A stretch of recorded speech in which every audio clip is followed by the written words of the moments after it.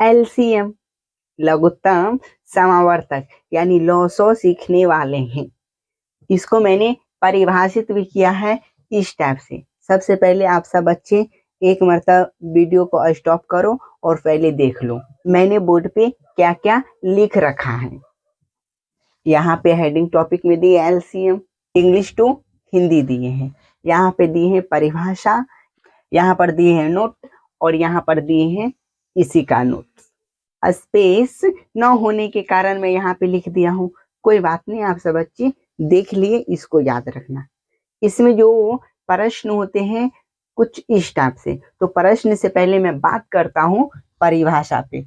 परिभाषा होता है दो या दो से अधिक व अधिकतम न्यूनतम संख्या जो दी गई संख्या से पूर्णतः विभाजित हो जाए। नोट इसको बनाने की दो विधि होती है, प्रथम भाग विधि, द्वितीय गुणनखंड विधि। पहला होता है भाग विधि, दूसरा होते गुणनखंड विधि। लेकिन गणित के बड़े बड़े विद्वानों ने इसे एक और विधि से बनाया है जिसका नाम है अनुमान विधि यानी माइंड मेथड जो नीचे है। लेकिन गणित के बड़े बड़े विद्वानों ने इसे एक और विधि से बनाया है जिसका नाम है अनुमान विधि। ठीक है। और फिर और जो नोट आप यहाँ पे देख रहे हैं वो है एलसीएम का पूरा नाम यानी LCM of full form. L for list, C for common, M for multiple या मल्टीपलाई। लिस्ट कॉमन मल्टीपल का फर्स्ट वर्ड को ले करके बना दिया गया है एलसीएम। और फिर मैंने अगला टॉपिक में दिया लॉसो का पूरा नाम। लॉ 4 होता है लघुत्तम और 24 होता है समावर्तक, दोनों को जोड़ करके बनता है लघुत्तम समावर्तक। यहाँ तक कोई डाउट है? कोई डाउट नहीं है तो मैं करता हूँ प्रश्न को बनाना स्टार्ट। पहला भाग विधि से। तो भाग विधि से जो क्वेश्चन रहते हैं वो इस टाइप से रहते हैं, बोल देगा 20,40 का एलसीएम क्या होगा। एलसीएम क्या होगा? एलसीएम इक्वल टू कहता है व्हाट।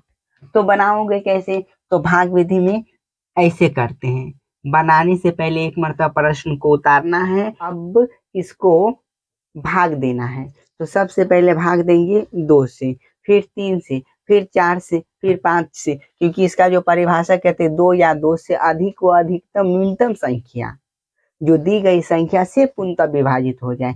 पूर्णतः विभाजित न होगा तो गुना कर देना है। ओके, चलिए तो मैं 2 से देता हूं, तो 2 से भाग देते हैं, तो 2 से भाग देते तो कोई सा भी संख्याओं का वो आधा कर देता है।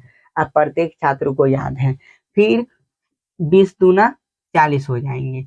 फिर 2 से देंगे तो 2 5 10, फिर 10 दूना 20। फिर अब ये देखो 2 से नहीं कटेगा, रीजन क्यों? क्योंकि ये 2 से 10 कटता है, 2 से 5 नहीं कटता है। मैं विभाज्यता की जांच पिछले ही क्लास में आप लोगों को पढ़ा दिया हूँ। यदि वो क्लास आप नहीं किए हैं तो जाइए प्ले लिस्ट में, मैं इस वीडियो को जोड़ दिया हूँ, जाके पढ़ लीजिए, समझ लीजिए। ओके, अब ये 5 से कटेगा तो 5 एक 5, 5 दूना 10। अब ये किसी से नहीं कटेगा तो अब आगे जो करेंगे वो प्रश्न प्रोसेस करेंगे, प्रश्न जो कहेगा वही करेंगे। तो प्रश्न कहते हैं का एलसीएम ज्ञात करें। एलसीएम इक्वल टू व्हाट है? तो एलसीएम यहाँ पर हो जाएगा एलसीएम बराबर 2 गुने 2 गुने 5 गुने 2।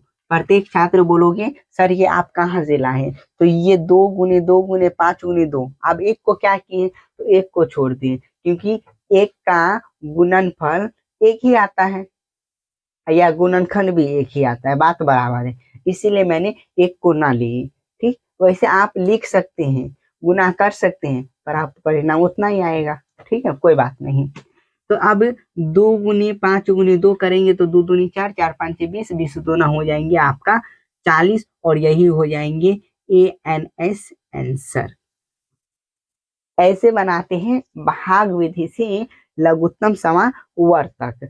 अब मैं चर्चा करता हूं अगला विधि जो होते हैं गुणनखंड, मल्टीपल मेथड, यानी गुणनखंड विधि से बना रहे हैं। तो गुणनखंड विधि से इसी प्रश्न को यदि बनाओगे तो सबसे पहले आपका जो काम होगा अलग अलग संख्याओं का गुणनखंड तोड़ेंगे। अलग अलग संख्याओं का गुणनखंड तोड़ेंगे। ठीक है, और गुणनखंड जो तोड़ते हैं वो भागी विधि के माध्यम से टूटता है, यानी 20 को कहीं पे उतारेंगे और 20 का गुणनखंड इस टाइप से तोड़ेंगे। 2 से देंगे तो 10 दूना 20, फिर 2 से देंगे तो 2 5 10, और ये 5 किसी से नहीं कटेगा, अतः इसको आप अभाज्य गुणनखंड भी बोल सकते हो।